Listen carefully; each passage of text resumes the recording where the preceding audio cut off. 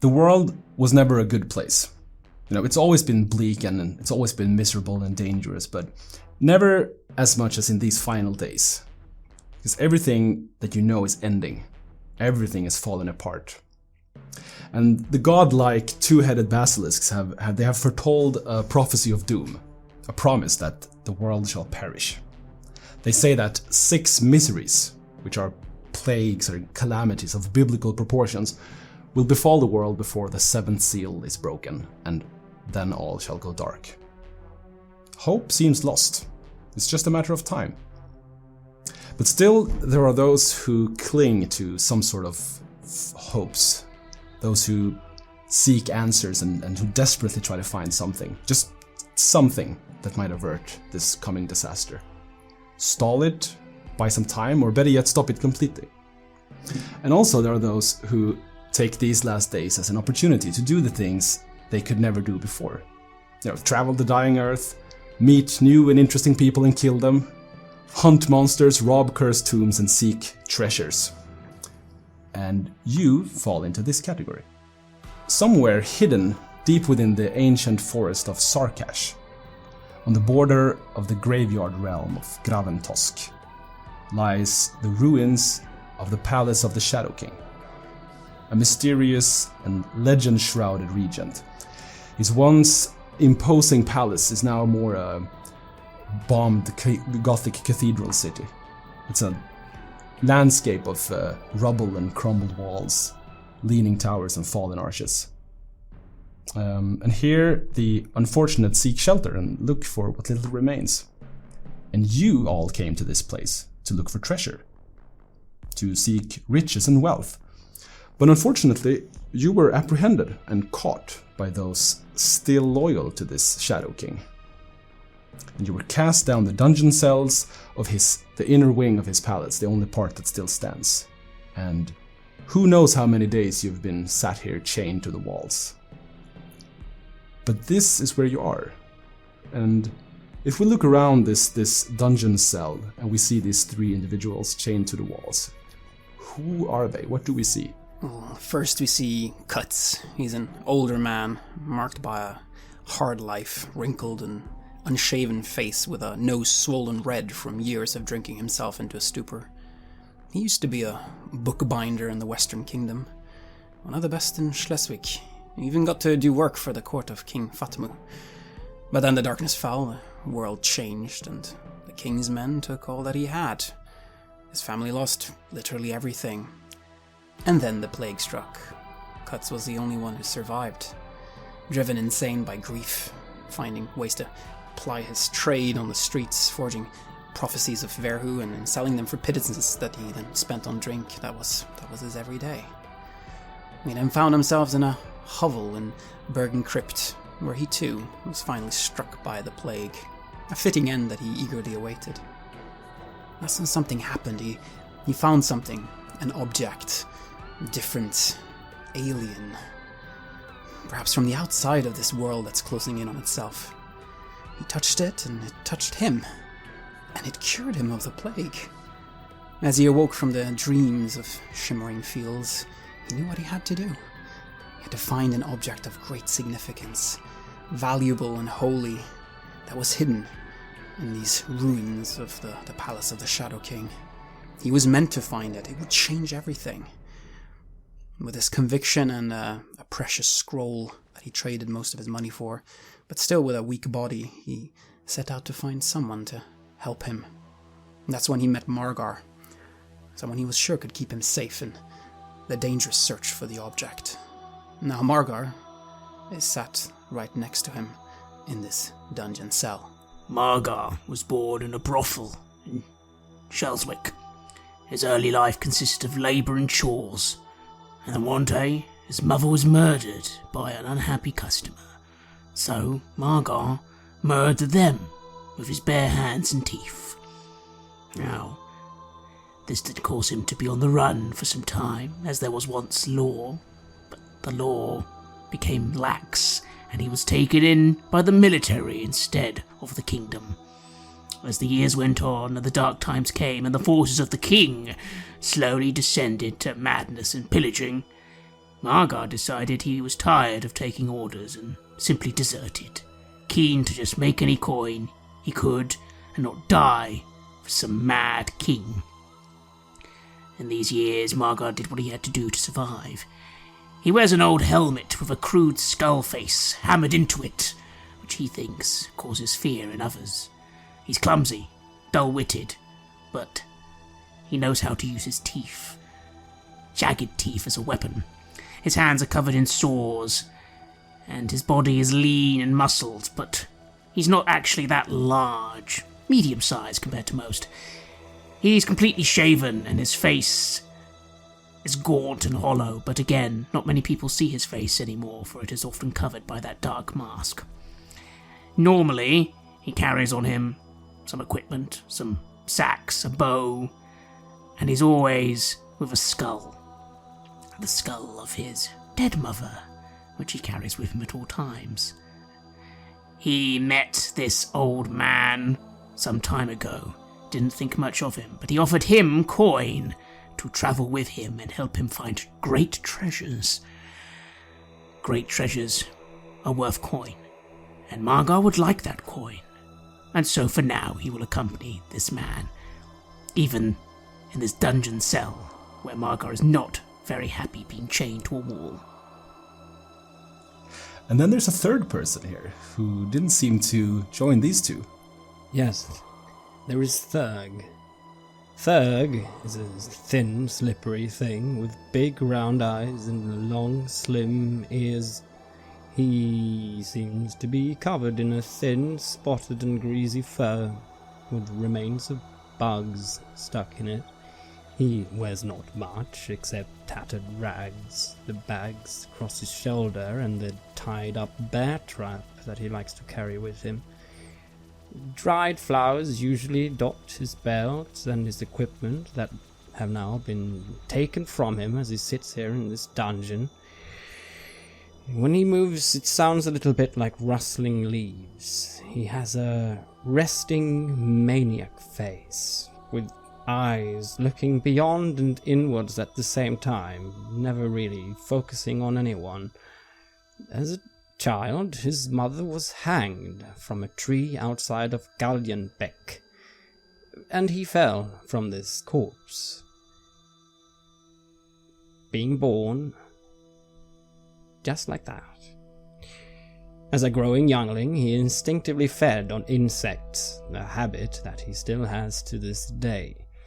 The way they crunch between his teeth, and their salty taste is more satisfying than any all too chewy meat or too juicy vegetables could ever be. But a growing boy must adapt. He's a few years older now. His life consists of stalking the outskirts. He's never really moved far from his birthplace, where he has created a shrine to his mother, where the remains of her still are, stripped down to the bone. He stays out of sight most of the time, unless he finds someone that appeals to his gentle mind. If he gets a chance, he will hungrily talk to anyone, thirsting for a bond and for understanding, perhaps. Nothing is a greater treachery than to betray Thurg's love. Dead people sometimes listen better than the live ones, so sometimes killing must be done. This is best done by said bear trap. Finding lone travelers, he will try talking to them, and if they don't, he will plot a course their running ahead and placing the bear trap. If he can't kill them, then maybe the snapped limb might be sustenance or company enough. There was something about the old, wrinkled, reddish old man and the helmeted, medium-sized man who carries a skull. After talking to them, it seems like that skull belongs to his mother, Margaret's mother. They had something in common there. They had both preserved the ones that they loved. And this Kurtz, the old man, has something. He has something that he must do. Maybe it is best to follow them and to see where this leads. Unfortunately, it led straight into the hands of bad people and into a dungeon.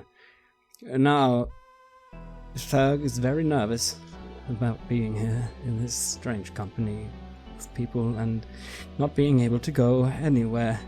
He's terribly worried about the shrine of his mother.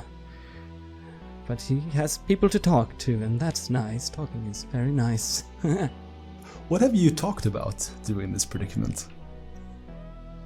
I like to talk about what I would like to eat and what I have eaten in the past, and also how fun it is to hide in shit and dirt. It's very fun, and you can hide there forever, almost, as long as you have something to eat.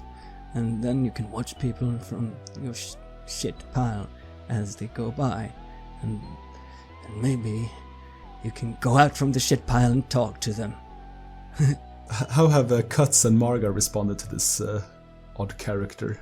With some hesitation, I suppose.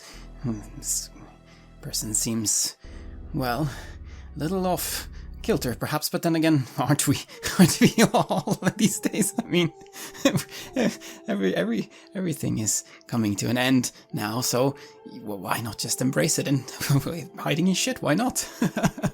But don't worry, we are here for something important. You can join us, you know? We're looking for a very, very, very valuable object. It is hidden here. We just need to get out of this cell and we can find it together. I am told that it will lead us to the shimmering fields. We can get out of here. Wouldn't you want to get out of here? Thurg, you said your name was? Fields don't shimmer. Fields are usually full of shit and leaves. Not these fields. They shimmer. Their salvation. Right, Margar? I grunt and say, "Whatever you say, priest, wise man, whatever. I don't like that we have been captured. Why did you let that happen? You should have listened to me and hid. Maybe you could learn from this little sneak thing." Captured you have been, and you've been sat here for a couple of days. You haven't been able to really sense the passing of time because there's no windows in here. But you have felt the end grow nearer. But then one day you were actually offered a chance at freedom.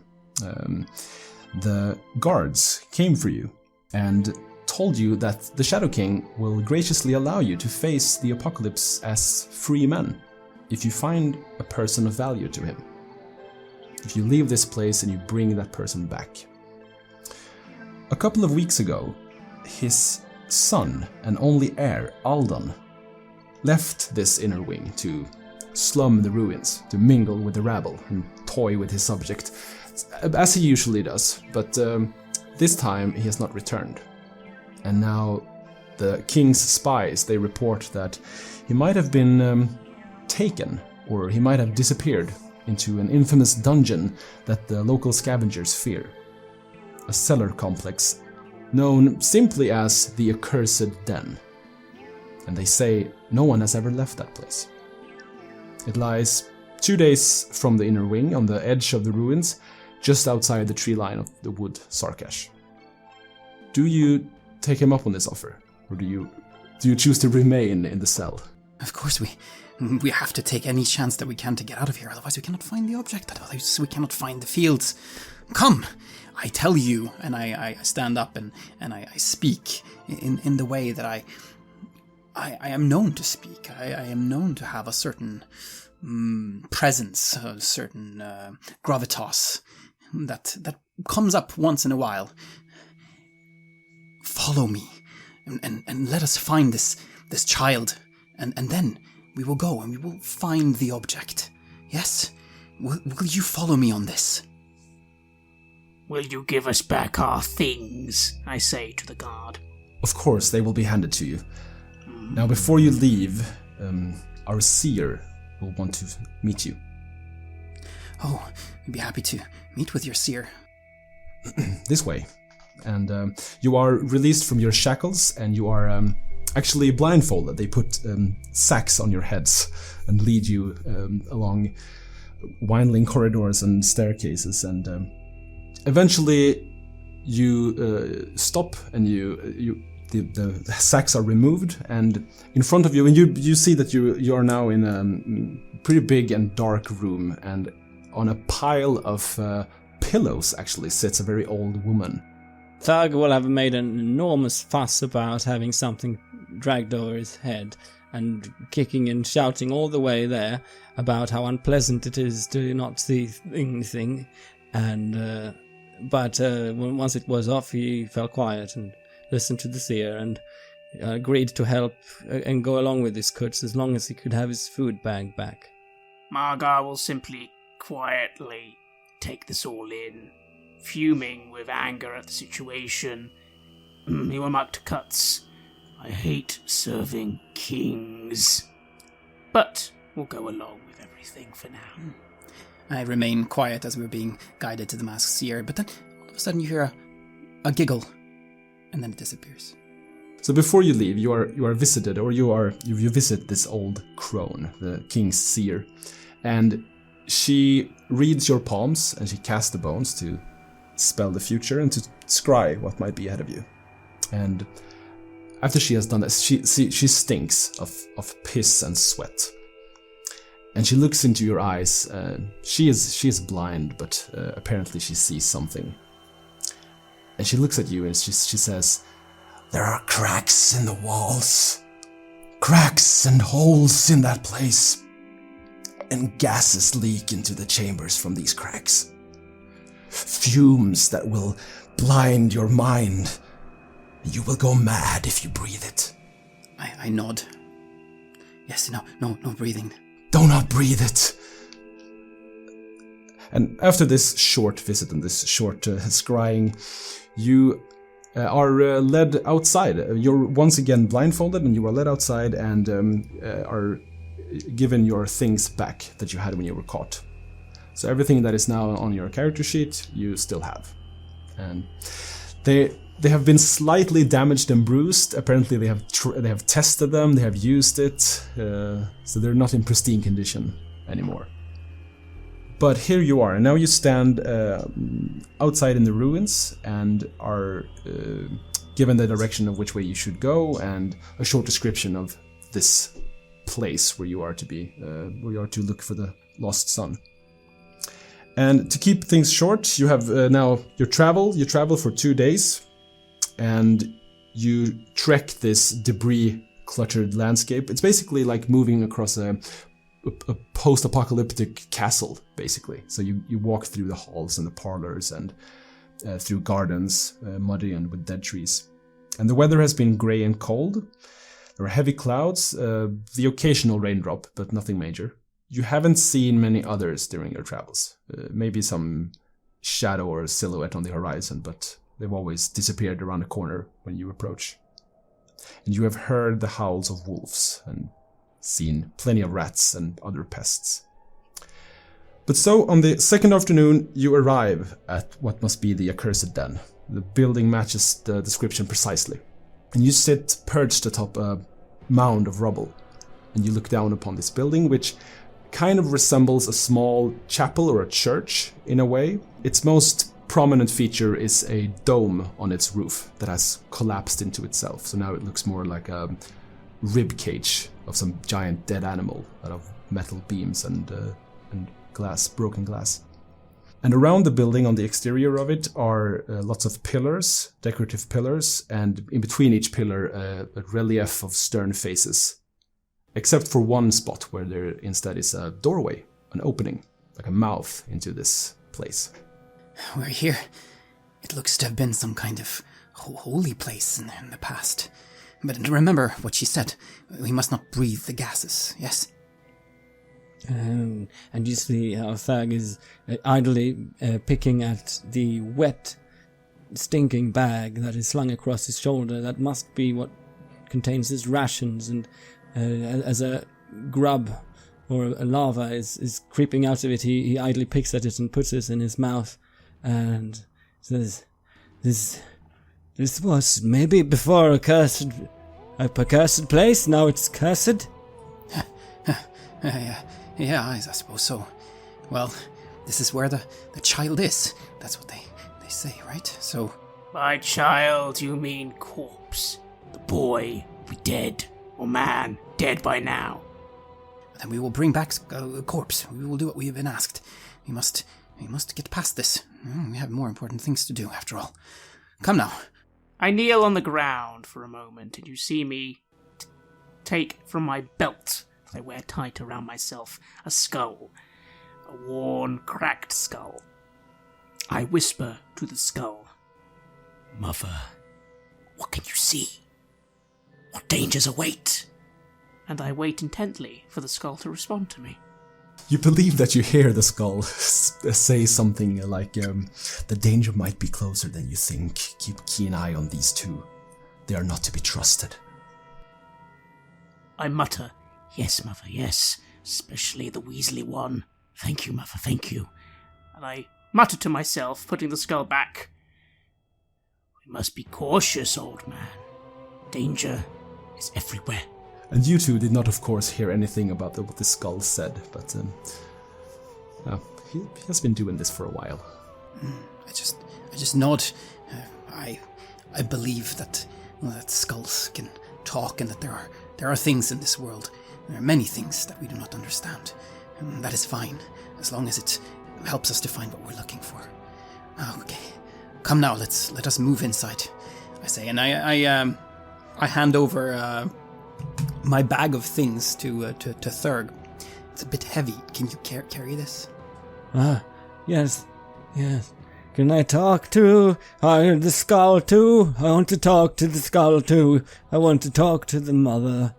I want to talk to it now, and I try to reach for the skull. If you reach for the skull, at first I will simply swat you away with my hand, roughly. Touch the skull, and I will eat your throat, young gutter snipe. I want to talk to the skull. Talk to the skull. And I follow Kurt as he starts moving. Okay, so Kurt, you have moved a bit now. You leave these two behind, right? Or I do. I move ahead, but I'm not really confident to be in the lead like this. I start walking back as soon as I notice that they're not following me. Margar? I pull my sword and my shield that I have had on the back. Yes, we must go now. You must go now. The skull is talking. Mother is talking. What do you do with this sack that you were given? Because now you have a sword in one hand and a shield in another. Oh, the sword. I drop it on the ground. No, I need... fine, I'll do it myself. I will carry the sack. And I sort of just grunt, go forth, string my bow and arrow back for the moment, and just make to carry the sack. What is in this sack? Is there any weapon I could use? My bow, I notice, is rather bent and broken by the guards. There's mainly lard inside of it. Like a lump of lard that you just have. Slippery. Yes, and some water skin and some food. That is it. I carry with me the unclean scroll that I have. The femur, I think I have just left the femur behind. I am not comfortable in any kind of fight anyways. I will stand behind Margar if worst comes to worst. So I've left that. Speaking of your scroll, by the way, you should roll a d4 plus or minus your presence, just to see how many times this day you can use that. That is a 1 plus minus 0, so 1 time to use my Lucifier's levitation. Okay, brilliant. So now you all approach, in a way or another, this opening.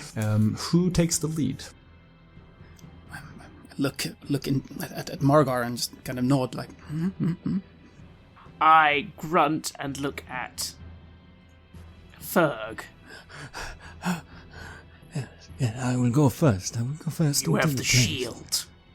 Yes, I have the shield. I have a shield, and I take the shield and I put it on my back, and so I just hold the sword in my hand, and then I start going first, and I try to be as stealthy as I can as I sneak forward into the place. As you come closer to the door, you can sense two things. Firstly, there's a small, not plume of smoke, but there is smoke coming from the entrance, and also The opening leads directly to descending stairwell that goes down. There's stairs down there. There's stairs. There's stairs. Let's go down. What did smoke? Old man, what do we do about smoke? She talked about gas. This is just smoke, I think.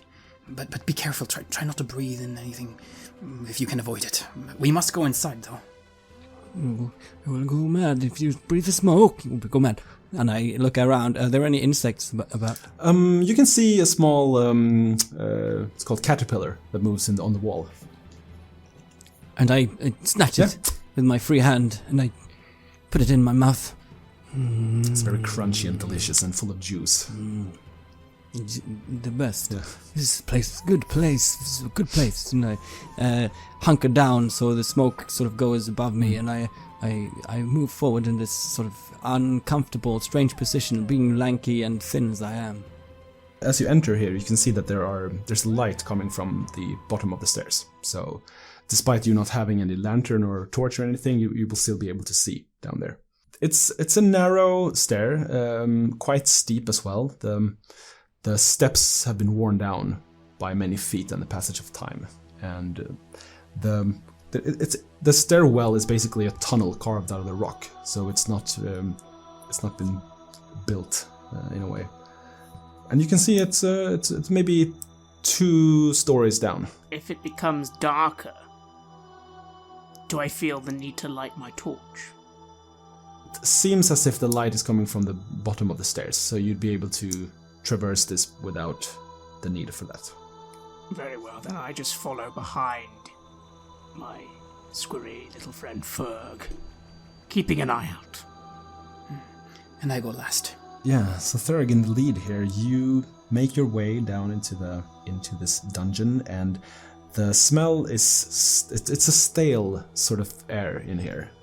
It's very the indoors smell, and when you reach the bottom of the stairs, the tunnel opens up into this larger, almost cave-like room. It's a basement room, but the walls have been just hacked out of the earth and rock. And on the opposite end from where you come, you can see that the wall is more flat. It's more of a mason wall there with 2 doors leading inward, both slightly ajar. In the ceiling, there it hangs a metal bowl with what must be burning oil or something. But there's a fire from there. That's where the light and the smoke comes from. And there is water crossing the room from left to right, from basically like a small crack or a crevice in the left wall where there comes water in a small stream that disappears into the right wall. And above this water flies butterflies or moths, just haplessly flap about. There's more food here. There's more food. There's food. We must cross the water. We must move further inwards. I don't think this is the gas. I don't think it's so. I don't think this is the gas. I think this. It smells all right to me. It's normal smoke. It's fire smoke, and there's water, and there's food. Maybe the gas is further in. Yes, gas. The 2 doors. Which one do we go into? Left. Which one? Which one is the glimmering fields? And what does the skull say? I give Cuts a look, but obviously behind my mask it's hard to tell what expression I have, and I just start moving forwards, blundering through the water, going to this left door, and I kick it open. You just cross the water. The butterflies just fly away from you, as normal butterflies tend to do. No. And you approach this door, and you actually kick it open with a bang and enter a dining hall, actually. So it's the first thing you see is a large wooden table with 20-some chairs, and it's set with mugs and plates and spoons, but there's no food or drink here, unfortunately, that you can see. The room is lit with 4 giant oil lamps, basically like giant urns the size of a man with a wick at the top. That they're all aflame. And there are two doors further into this room, one in the far back and one on the wall to your right. There's also a very old man sitting at the end of the table. A bearded man, clad in a dusty old cloak. His skin is ashen grey, his eyes are dark, and he just sits there, still. Has he noticed us? He doesn't seem to have noticed you. Maybe he's asleep or something. His eyes are open. His eyes are not wide open, but you can see it's like he's very drowsy or very sleepy. Maybe he's napping. Maybe we can move unseen here. He should have heard the door being kicked open. Let's move inside. What do Margaret and Thurg? What do you do? I kind of look about the room, look at Kutsk, giving a non-affirmative grunt to what he says. Look at the table. Do any of these items on the table, are they silver or gold? Unfortunately, no gold or silver. There's wooden spoons, there's some metal like cups, and it's quite simple items actually. Worthless. It smells rotten in here. And you can also hear a faint, sad violin music coming from the door to the north, to the further into the room. Music? Sad, simple tones. Someone is playing the violin in here. Is it the child, perhaps? No. Must be something else. Well, what say you? Shall we just try to move either towards the music or towards... I mean, there are other doors here, right? There's two doors, yeah. There's one, if you entered from the south, so there's one door to the north and there's one door to the east. And I just tilt my head at Ferg and just sort of breathe, watching him. As you turn your face to where you thought Thurg was, he's not there. He's not there. Thurg has gone. And at the sound of the door slamming, Thurg panicked and was running backwards. Got up the stairs a bit, probably before the other ones noticed that he was gone. And they were starting to talk, and they heard the music and everything. And Thurg was slowly making his way back again. And he tried. He is probably currently out in the other room still, and he's smelling the water. He's smelling it. The water smells actually quite fresh. Like like clear water. Doesn't seem to be anything wrong with it. I try dipping my sword in it. The sword gets wet. I try to take some in my hand and taste it. It is quite cold, but it tastes actually fresh, like drinking water. You get refreshed, and it feels nice. And as I have had some of that, I will try to catch some moths. And I'm not hungry right now, so if I manage to catch any, I will crush them and put them in my moist food bag. Do you prefer live bugs, or dead ones are fine too? Dead ones are fine too. Usually they come alive again after a while if you let them die, and then something new will come from them. It's good. Right. It's a never-ending stream of food. Perfect. Yes, so they probably noticed that I'm just not there at this moment. I growl, seeing he's not there, and just turn to look at Cuts. Well, it was always going to be you and me, I think. Maybe he will find us. This man is just sitting here as well. Like, if you feel slightly uneased by his presence, because he is not asleep nor dead. He's just sitting there. Excuse me, sir. And I move my hand in front of his face. No response at all. I flick his nose with my finger. A thin layer of dust has rested upon his nose that goes away when you do that, but he does not respond. He has been sat here a long time. Waiting for the end. Aren't we all? I shrug, moving past both these men, and head to this musical door, and again, kick it open. You kick it open with a loud thump, and the door opens up into a long corridor that continues further in. There is a door to the right, directly in behind this one that you kicked in. And you can see at the end of this corridor, another room opens up. You can see light in there, but you can't really make out what's in there. You can also see if you follow the left wall on this corridor, there are paintings hanging on the wall. Margaret, shh. Try to keep it down a little bit. We are trying to sneak here, I think. At least I am. I don't want to fight everyone in here. And at this point, if you look behind you, you will see me now peeking into the room that you just traversed with the old man, and then peeking in from the other side. Come. Before you can come, Thurg, Cuts, you hear something from the other door in this dining room, the one on the eastern wall. Margaret, come, Margaret. In front of me, Margaret. You hear the sound of furniture moving, like someone moves a chair, and the rustling of chains, it sounds like almost. I tried to hide. Where? Is there any place to hide behind some of the furniture here, perhaps? There are 4 very large oil lamps in here. Behind one of them, then. So about you other two, what do you do? As they start talking and they see something else, I'm curious too, but I see this man and I want to talk to him. So I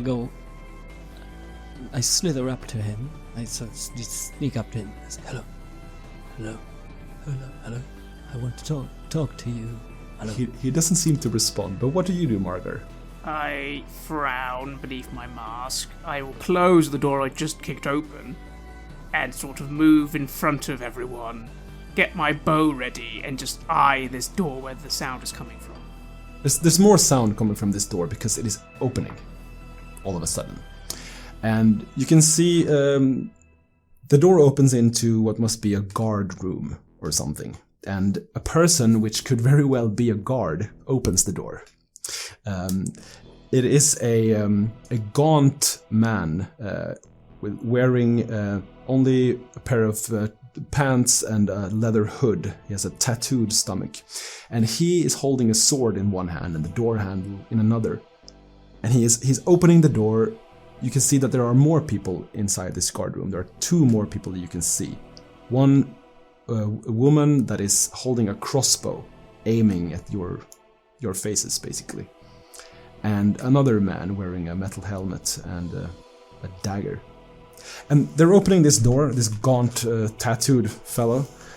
And he is looking into this room and he goes, "Who are you?" Where is Prince? Well, who are you to ask those questions? Explain yourself. Shadow King sent me. Get Prince. He here.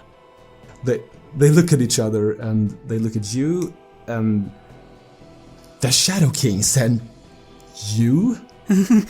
and me too. I stand up. We're here for Prince Alden. You get a crossbow aimed at you and oh, there's another one. I don't have any weapon in my hands or anything. We're just here for the prince. Margaret, do you have a weapon in your hand? I had my bow at the ready, although it is a little broken. I think the woman with the crossbow is yelling at you to drop the bow right now. I'll take a step forward and lower the bow. I will lower bow, not drop, unless you drop as well. Bow on ground or you get a bolt in the face. Right now. And you can see the other guard that opened the door. It doesn't really agree with this aggression. And he's like, turning his head back to her and like, it's fine if he lowered it. I will let the bow go to the ground, standing up, and just, you can hear beneath the mask this sort of dashing of my teeth, like sounding very, very angry, but I have dropped. I put down the bow, rather. Right, so it's at your feet now. Yes. Yeah, right. So you are standing now behind the man, or are you... I took a step forward, so I'd be quite close to the guard, the one who came in first. But I've stopped, just growling, and the way my teeth move, which you can just about see. I think that's the only part of my face actually you can see in the sort of indentation between the helmet. You just see my teeth just... So you've been sent by the Shadow King. Why not the proper guards? Why not his Black Spears or the Embermen? Why did he send you, dregs? I shrug. Prove it. We have no way to prove it, but he has sent us. Yes, we are here on an important mission, and when we finish that mission, salvation awaits. We know the way. I know where the Shimmering Fields are, and I can lead you there too, if you help us to get the prince out of here. That's pretty easy, isn't it? Wouldn't you want to get out of this place? It's gonna end soon. Give me a presence test, please. That is a 4. That's a 4. Okay, so that is a failure, unfortunately. But so they listen keenly to what you have to say. But then they get kind of interesting and a bit enthralled. But then they snap out of it and like, no, our loyalty is to our master. You can't sway us with your fancy words of fields that shimmer. So why have you come here? You said you were looking for something? The prince. You have a prisoner here, don't you? And they look at each other and they go, oh yeah, we do. Oh yeah, we have a prisoner, all right. Wonderful. Give us his corpse and we'll be on our way. No, he belongs to the master. We will not give him up this easily. You can hear sobbing and crying from the room. Who is master? Oh, Master Fletcher. He's the lord of this domain. Oh yes, this dungeon is his, and we are his servants. He's very clever and very strong. And as they have been talking, I first snuck out of the room, and I look into the other door that was on the right. Does that one lead into their room? Does it lead to the guard room? Oh, it doesn't seem to do that. There seems to be a you'd think it'd do that, but there seems to be another room before the guard room. But you take a small peek while you hear them talking, and you look into a small chamber with it's like a combination of a library or a study and a bedroom. So you can see on the wall to the right is a large bookshelf lined with old tomes and parchments and books and everything. But there are also 2 beds in here, and in these 2 beds there are 3 skeletons, 3 corpses, very dried up, almost like you'd expect like a bog mummy to look, like skin draped skeletons. So there's the corpse of a woman lying there grasping a sword, and there's also the corpse of a man embracing a child. And there's another door that leads further in, and that door probably leads into the guard room. I go in very slowly, carefully, and looking around at these books, and I try talking to the woman with the sword, the skeleton. Hello? Hello? Hello? Hello? Hello? Hello? You get no response, unfortunately.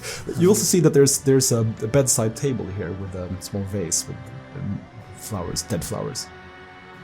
I poke her with the sword. Hello? Hello? No response. It's very dry. I take the sword from her. Yeah, sure. It's quite loose grasp. It's just like she's been buried with it. But you have it's a rusty old short sword. Okay, good. I sort of string it to a part of my pack, and I approach that other door, and I say hello to the man and the child as I go by. Hello, hello, hello. And I go up to that door and I listen to it. Could this be the one leading into the guard room? Must be, because you can hear their discussion from the other end, or the other side of the door. Yes. I undo my bear trap with my string, and I put it on the floor there. I put it on the floor, next to the door. And then I lean very close to the door and I listen to it. Listen to the discussion as it goes on. And they say, "Oh yes, Master Fletcher. Yeah, he's the head of he's the boss here. Oh, and he has a prisoner, all right. Oh yes, he does." Realizing that we're in a seriously dangerous situation here, I stand up and I do what I do when I try to inspire people, and I speak the truth. And I would like to use my Speaker of Truth's ability. Absolutely. And I would also like to utilize an omen to, again, try to convince these people of the fact that I can save them. If they just help us, then I can save them. And then they must help us to free the prince. That's what I would like to get across. I would like to both lower the difficulty and do another presence test, if possible. Absolutely, go ahead. I roll a 14, and the difficulty is supposed to be lowered by 4. So what do you say? What is your promise to them? I can save you from the end of this world. I have touched the outside. I have touched an object from the outside, and it has shown me the shimmering fields and the way there. And I know that all we need to do is to find this object's mate. And once we do that, then it will show us the way out of here. I just need to find the prince, free the prince first, then I can lead you to the object, and we can go together. What say you? They lower their weapons as you're talking, and listen carefully. You can also see almost like a shimmer of hope in their eyes, like they're dreaming almost. You also hear the sobbing stops in the room. Another man appears in the door, in the opening of the door. You can see a rugged, bearded man who has his face is red from crying, and he looks at you and like, can you save us, really? Is that true? I can save us all. You need to just trust me and help us to find the prince. Have you come to save us? And he has like a studded leather armor, and he looks as if he would be quite intimidating as a guard, but he just walks up to you to hug you. And I hug him back. Yes, brother. Yes. And the other guards, they are confused, but also like, oh, if what you say is true, and Brom, if you act like this, then what you, the stranger here, what you say must be true. Tell us what we can do. We don't know where the prince. We didn't even know that he was a prince, but we didn't know where this prisoner is held. But we know that Fletcher has him somewhere. Is there any place that Fletcher often goes to, or where is Fletcher now? Perhaps we can find the way. Oh, you could probably talk to him. He don't like to be disturbed though, but he's probably in his workshop at the moment. we do have some cells here, and he points to another door in the guard room that you can't see because it's on the same side as the room you're in. But I don't think any of those maniacs are a prince. No. They sure aren't. Well, the prince is the one we're looking for. Perhaps you can come with me, and we can talk to Fletcher together. Yes, and be more convincing that way. He will surely see the wisdom in my words, and he too must want to be saved. We all want to be saved, don't we? I'm not sure that he will agree, but the gaunt, tattooed man, he talks to the woman with the crossbow, and he says, "Skuda, why don't you go? Why don't you join them? We can stay here and guard in case someone else comes." Oh, I'm not sure. I'm not too happy about asking Fletcher for this. I mean, he told us specifically not to. To guard the prisoner, so... Your master sounds like a fool to go against the Shadow King. You should all join the old man and be saved, and aid us to kill your master if he does not cooperate. No, that's too much. We will never kill Fletcher. No, he has saved us. He has... No. But, sure, you can go and talk to him. He resides just down that corridor, and there's a hatch in the floor where you can find him. I barge past some of these individuals into the guard room, seeing as things seem calmer. I am looking for any weapons.